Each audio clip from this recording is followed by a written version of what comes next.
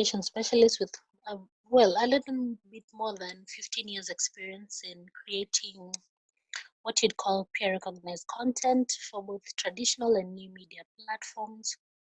Um, so have a lot of experience in designing and executing communication strategies for both local and international agencies. So I've been privileged to have a lot of my work recognized and featured globally and awarded. So I'm excited. But most of all, the thing that I really take to heart is the fact that I am a founder of the Mentor Me project, which is a graduate capacity building initiative that has so far worked with more than 6,300 students in Kenya and around East Africa. And I used to convene what is called Aspire Youth Conference, and literally would do what you're doing on this podcast on a stage. Wow, Yeah. hang on, just hold on there. Goodness me. So, tell me about that. So you've worked with over 6,000 young people. Yes, we have trained more than 6,000 young people Wow. So on this is exactly what employers want. so is it through colleges, through high school? How did this supposed to get you? Well, in 2010, yeah, October, I had an opportunity to go back to my high school and share a little bit of what it was like to be in campus. Mm-hmm. And of course, at that point, I thought, because I was in campus and I'd already started working, Mm-hmm. I thought everyone wanted to be a journalist like me because I thought at the time it was the most exciting career one could you could take up. And so as I spoke um, to those students with so much zest and zeal, I realized that half of the group was not even interested. Mm. I'd like to think that it wasn't because of my speaking capabilities. It was really just because they didn't want anything to do with journalism. A lot of them were far more ambitious than I was. Mm. So then I started to ask myself, how can I be more impactful to everyone in the room? So that's how the idea to create a mentorship platform came about. So I reached out to some of the people I interviewed while as a journalist. Yes. I reached to the network that I had, and I said, you guys, the next time I'm invited back to high school, would you accompany me and speak about your careers as well, and what your challenges are, and what your ambitions are, and how you're moving in the right direction or not, so that these people can get the real picture of what it means to pursue their dream or their vision. So that's how the mentoring project began. And so we started in high school, but have worked our way up through campus, and we did a lot of open days. We did a lot of one-on-one engagement. And now what the mentoring project does is we offer this counseling services for free, actually. So the So program is still there. it's still there. Okay. The only commercial bit about it is that we have on board um, professional CV writers. So Uh-huh. that's the only service that we charge for. But ideally, we train you on what employers want, and we give that service for free. So And it's my way of giving back to the community. if allow just to go back again, please. So the Mentor Me project, it's still there and it's still running. Yes, And this is you're working with young people, trying to create awareness on what employers want. yes, and I'm happy to say that thankfully it doesn't revolve around me anymore. Okay. So So you've got a people, team that works on this.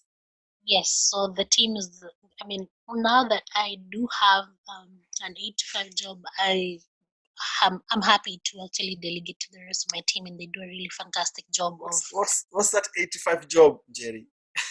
Yeah, if I can ask. My 8 to 5 job is making sure that whoever I'm serving is comfortable to communicate, and I offer wisdom in Ah, how to their audiences. So, like I said, I'm a communication consultant, and that's what I do. and is that a government job or private job? A bit of both. Okay, so all right, so you're one of those people that are getting the county money then. No, no, and well, I would say that well, this is the part where I say pass. Yes, Kevin. Okay, we shall move on swiftly. And again, I want to go back to Mentor Me project. So you are a co-founder of this, and you've got a team. And so, how, at the moment, as I'm speaking to you right now, Mhm. how often do you speak to these people, or how do they get you or your team? Okay, so with coronavirus, we've had to do a lot of one-on-ones, which is still fine because it's more impactful and the individual can get undivided attention. Mhm. So whereas before we'd actually put stuff on our website and use Instagram to communicate to the audiences and do workshops, which were mostly held at American Spaces Kenya, which is a platform where young people can meet, converge, share ideas, and learn skills. Um, Now we focus, like I said, more on one-on-one. Right, and so they come to your offices, or do you go to where they are? How, I mean, what's the logistics of it? And the reason I'm asking this is, well, the Mtandao Varsity is exactly that's what I'm trying to do. Try to reach young people and share experiences. And well, it's not just me, but I invite people like you. So I suppose Mm-hmm. what I'm trying to ask is, so you've got a team that works in this program as a job. Yeah, so you got volunteers that actually, because Mentor Me project actually is a passion project. It's not how would I say, it's not a private sector initiative. It's giving back to the community. Like I So said, anyone can come and access your services. there's this resources, and it's really just having a team of mentors, young people, and our mentors are actually 40 years and below. The reason why we keep it that way is because I think they'd be more in touch and in tune with what our demographic is interested in learning, and they'd be open to sharing their recent discoveries and having a meaningful exchange. So these mentors that we have about 40 mentors who are under 40, like I said, and they're experts in their different fields. So once we get to identify what your need is and what your area of interest is, Mhm. then we pair you with a mentor. Goodness me, Jenny. People talk about mentorship, and I'm not a huge fan of that word because I usually assume that when people talk about mentorship, it's more about just talking or counseling, but it doesn't really gives that tangible opportunity. If you see what I mean. For example, if I've got a mentor and all I do is just talking to him or her, but I do not get fulfillment, or I cannot touch what they're trying to give me in terms of giving me opportunities, or give me direction uh, to how to get these opportunities. So yeah, how does that work? Do you is it just not, is it just about talking, or actually it is something tangible that comes from mentorship? First, Kevin, let me say you might need to rework your perception of the word mentorship. Ideally, mentorship is to introduce someone to walk the journey with you. And walking the journey with you does not mean walking the journey for you. So that is something that we've had to um, sensitize anyone who reaches out to us. Our job is not to find you a job. Our job is to actually equip you the skills that you need to handle every circumstance that comes your way, particularly as concerns your career path. So, whereas we want to encourage people to kind of map their own way forward. We want them to be open to making mistakes and be open to learning from our mistakes and be open to trying things out for themselves.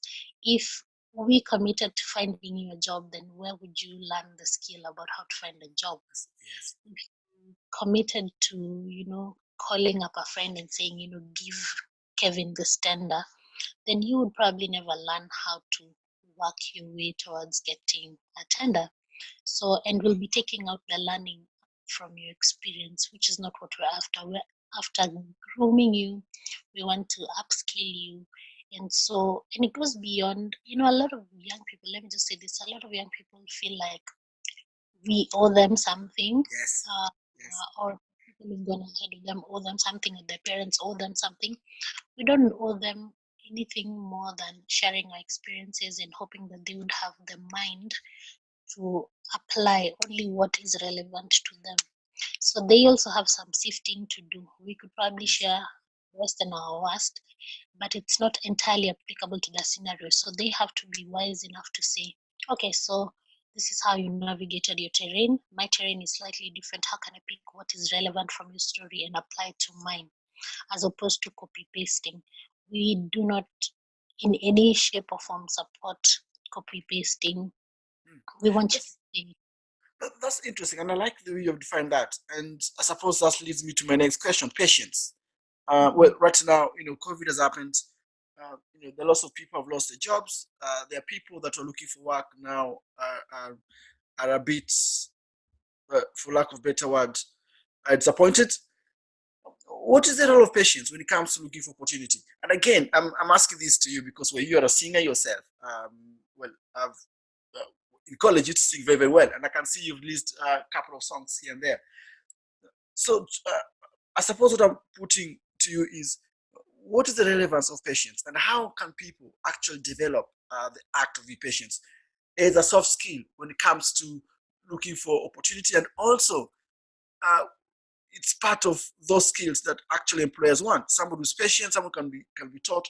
So yeah, what's the space when it comes to having patience?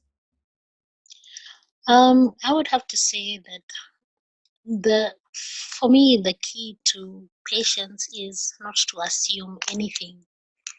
Not to assume that the employers know that you are looking for a job, not to assume that the employers know that you are the right fit for the job, not to assume that they have nothing else to do but to look at your CV and to give you a call and give you a job, not to assume that they have the resources to give you a job. So really just don't assume anything.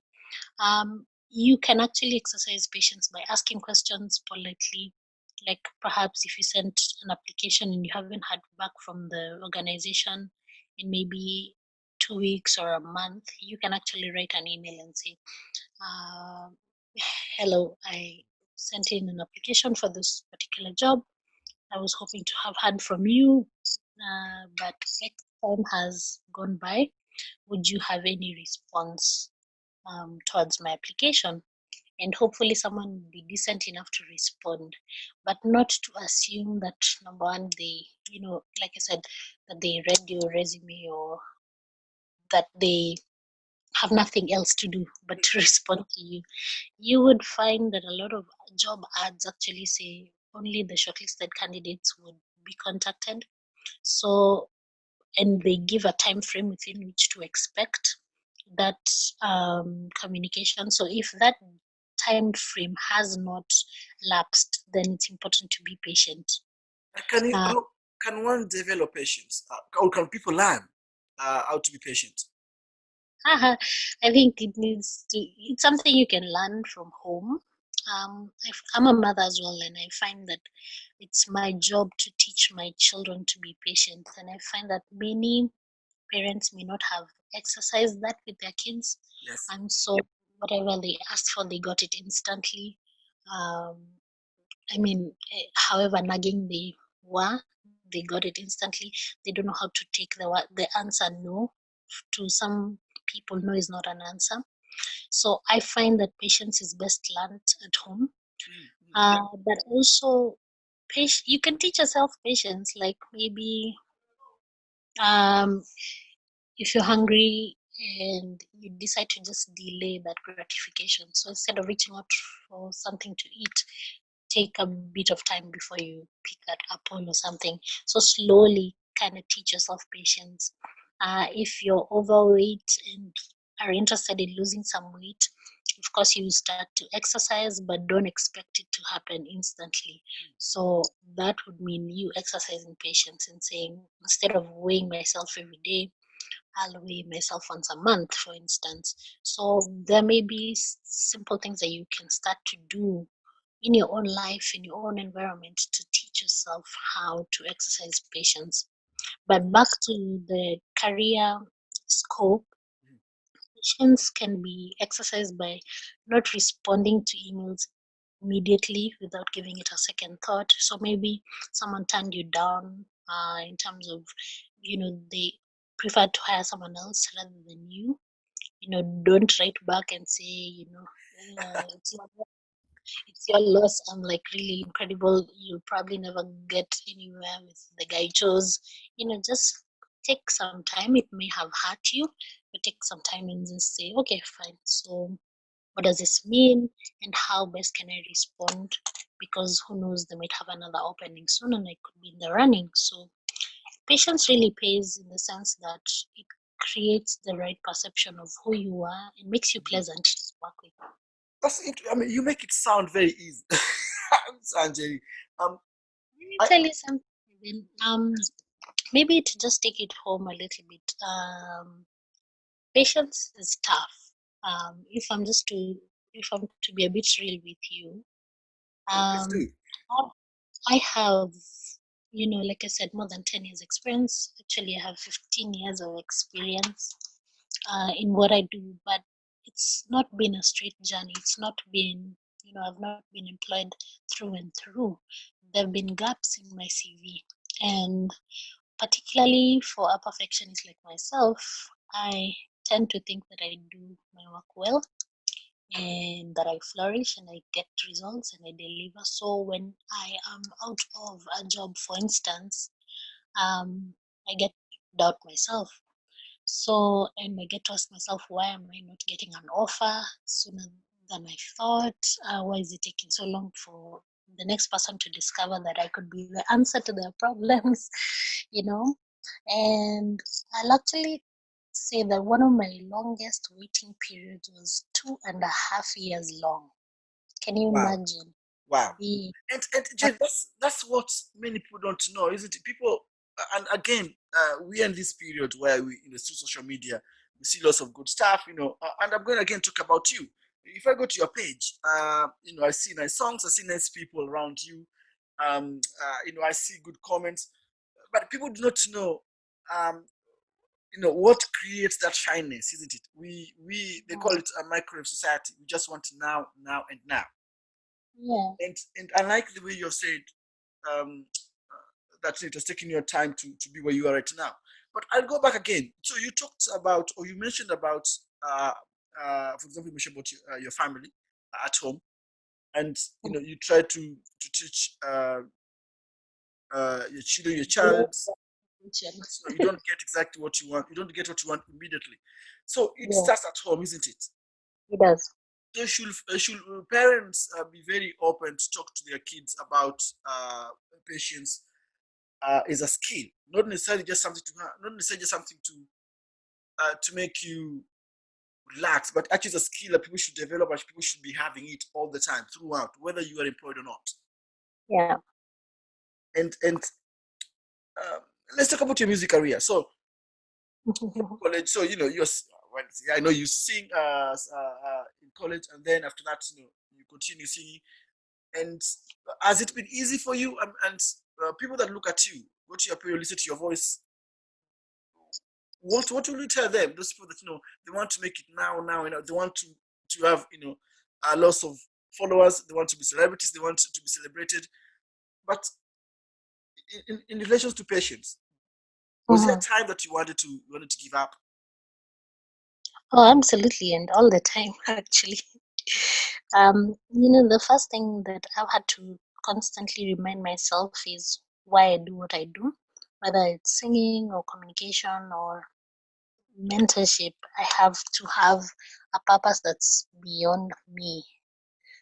Because if it was just centered around me, then I'd be so vain and I'd feel like every comment on YouTube is directed at me, and it's sort of like uh, I would actually take negative comments to heart.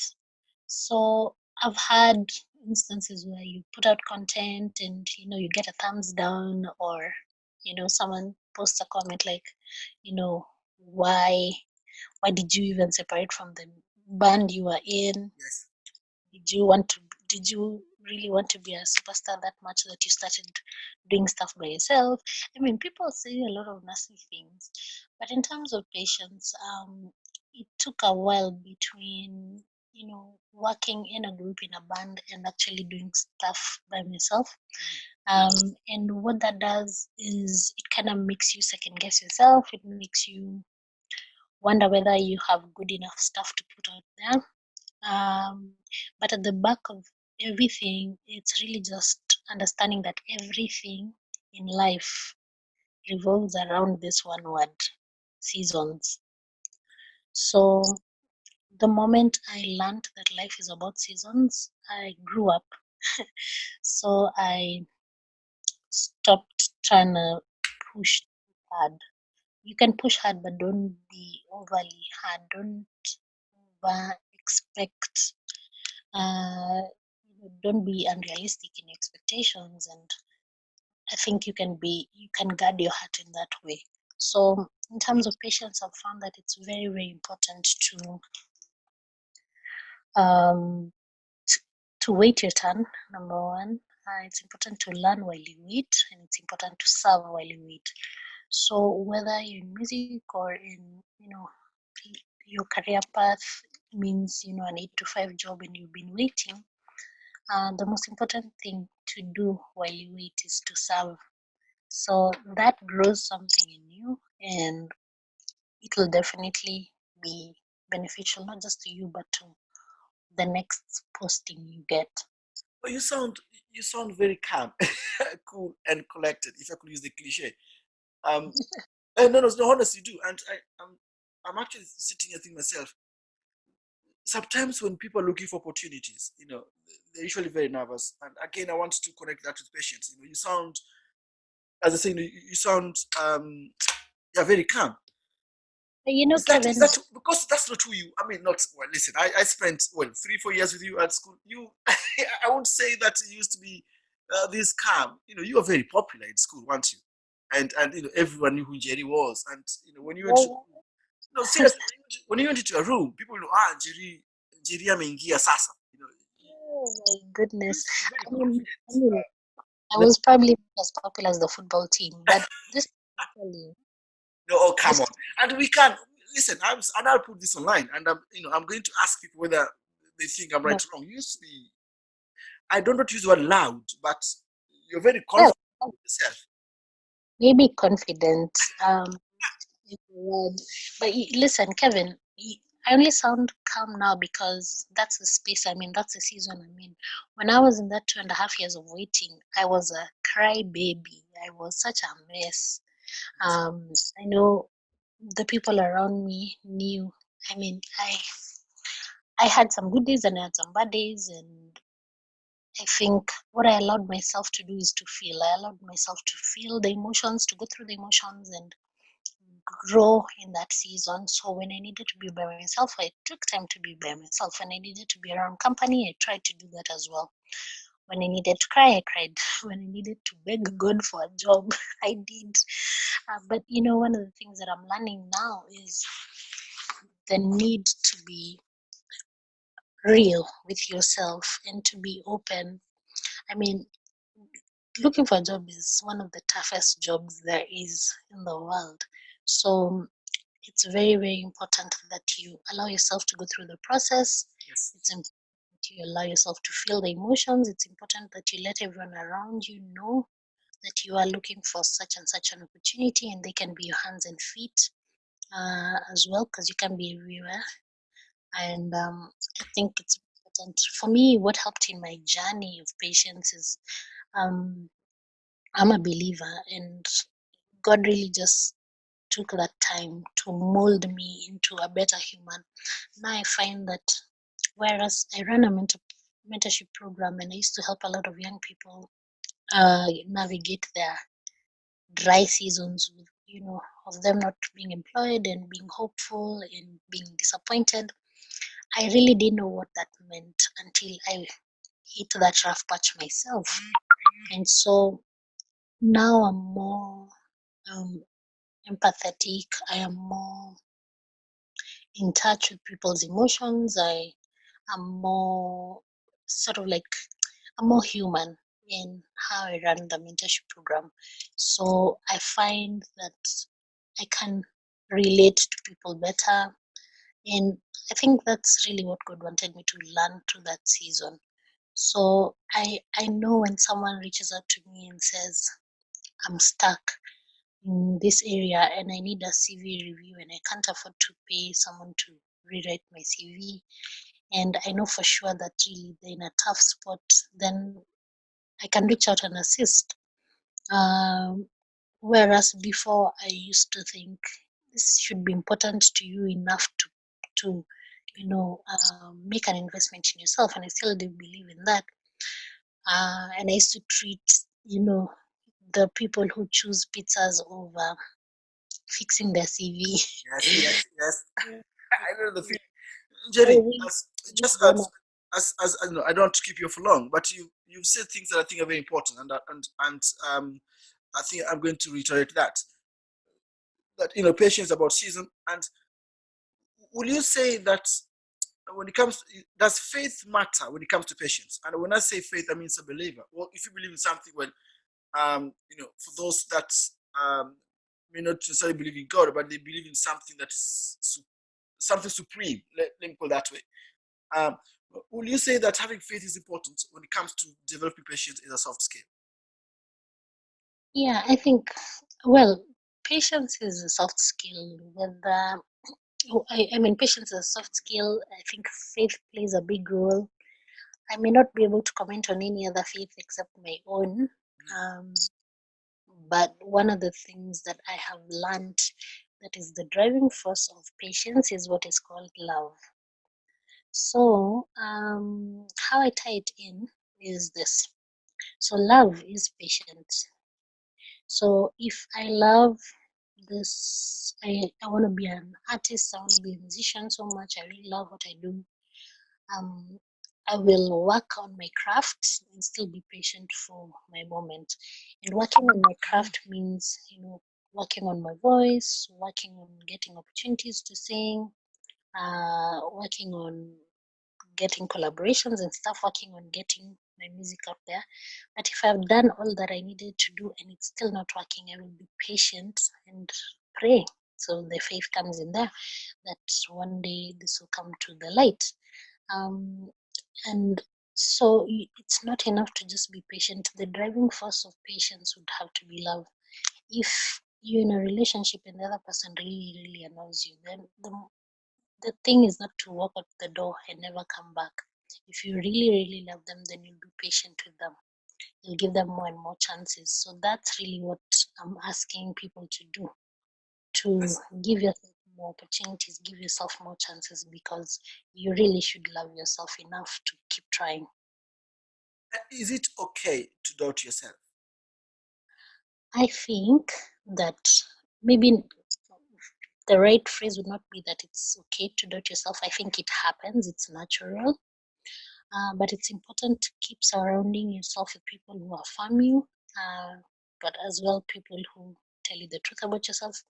It's important for me. My affirmations come from God's word, so that's where I get my affirmations from. So even when there are no friends around, I know that this is what God says about me. So I take that as my affirmation. So you're a very strong believer. You've got like your faith matters to you, isn't it? It does. And is it correct to say that, well, it is through your faith also that has made you be what you are today? Or will you say faith or will you say experience? And is there a difference? I think both of them have played a really big role in who I am today. I think I am truly a product of my faith. Not, and when I say my faith, it's not that I'm a product of my strong belief. I'm really a product of God's grace, what He gives or extends to me, not necessarily what I extend to Him. So I am truly a sum, some of His goodness, His mercy, because there's so many things that could have happened to me between the last time we met each other. You talk about 11 years ago. Yes, something like that. Yes. I've had a completely different story to tell, but I am truly a wholesome of faith in this sense that it's really who I believe in, not necessarily that I believe, who I believe in. And So him reaching out to me, it's not really my works or anything, it's him reaching out to me. wow, I mean, listen, I can just sit here and listen to you the whole day. Some of the things that you're talking about, that I as a person probably have Mm-hmm. taken for granted. You mentioned about, the patient starts at home. If you have got a supportive family that makes you to believe yourself, that matters a lot. And also something else that you talked about, again, I take for granted is the ability to love what you do. Sometimes people become very modest, and they don't talk about love in what they do, but they most talk about experiences, or the some of the opportunities they've come across. But you've put it again in a very, very calm manner, and that, I don't know, is, are you just being polite because it's a podcast? Or you actually now this calm, and you're confident in what you're doing now. You're good. Well, you're trained very well. So does this calmness come with experience, or it comes um, with the craft? Because if you know what to do, you know what to do. So it doesn't matter what people talk about or what people say to you. So is it about? I don't know what I want to ask Jerry, because I'm very, very confused, to be honest. And in a good way, in a good manner. And I think it's very important. I think also when Let people are me looking for opportunities, to okay. cultivate that ability to be calm. But it's not that easy, is it? Okay. Let me say this because I'm also running out of time on Okay, my yes. end. This is how I speak. Anyone who knows me will tell you. I can get high pitched when I'm angry, but I see you've done nothing to anger me, so there's no reason to be high pitched. I'm just kidding.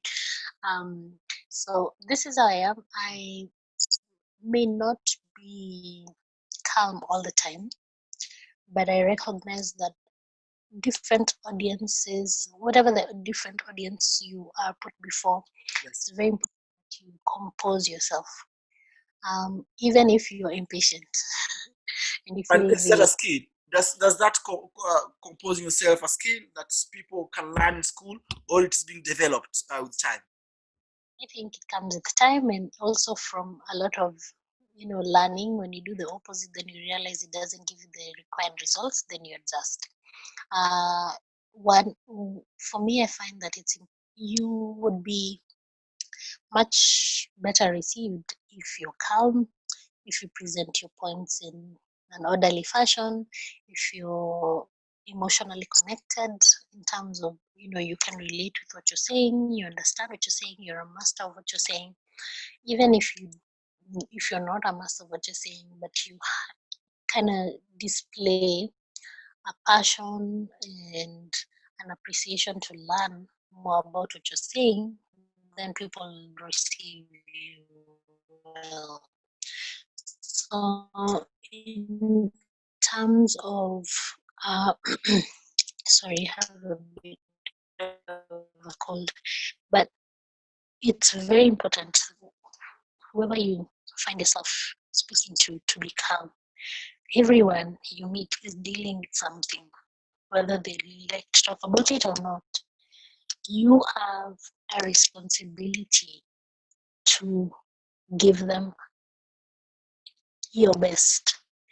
And for me, this is my best. This is me giving you, Kevin, my best, my calmest self, so that you and the audiences can learn that it's so important to be human. It's so important to be.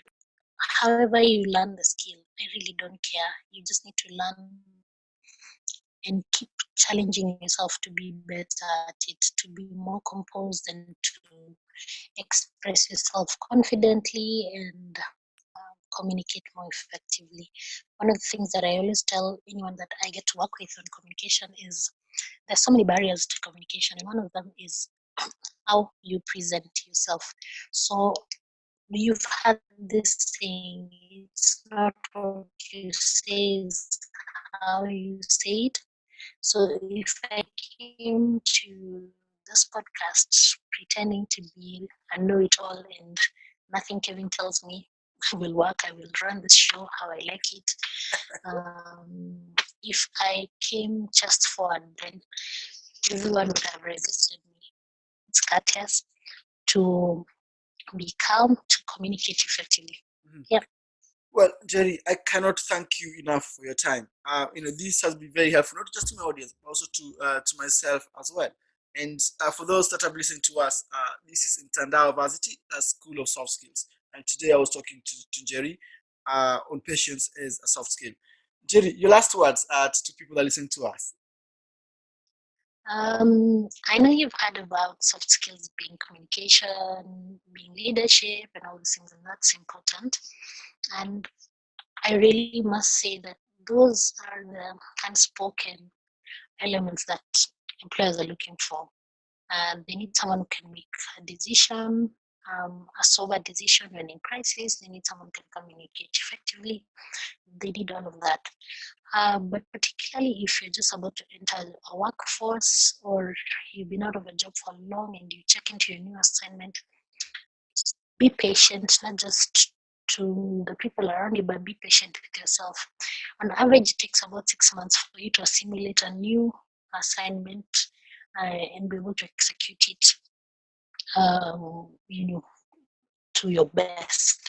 So be patient. While you need to challenge yourself to make it a shorter period of time, but allow yourself to make mistakes, allow yourself to ask questions, don't be afraid to ask questions, allow yourself to take in the different personalities that you meet and be patient with them as well. So before you go ahead and term yourself as useless or the people around you as no good, it's very important to be patient. Wow, thanks again. I think it's very important for me to reiterate that also patience is that ability to kind of take yourself out and breathe a bit, isn't it? Yeah, Sometimes absolutely. things may not go as you planned, but if you got that person that encourages you, people that you look upon, and they tell you you can actually do it, it gives you that platform, that space that you can come out of yourself and look at, okay, what am I not doing right, and how to improve myself. Um, Jerry, again, I cannot thank you enough, and thank you very much for coming to the show, and I'm sure I'll hear from you again. Thank you so much, Kevin, for having me.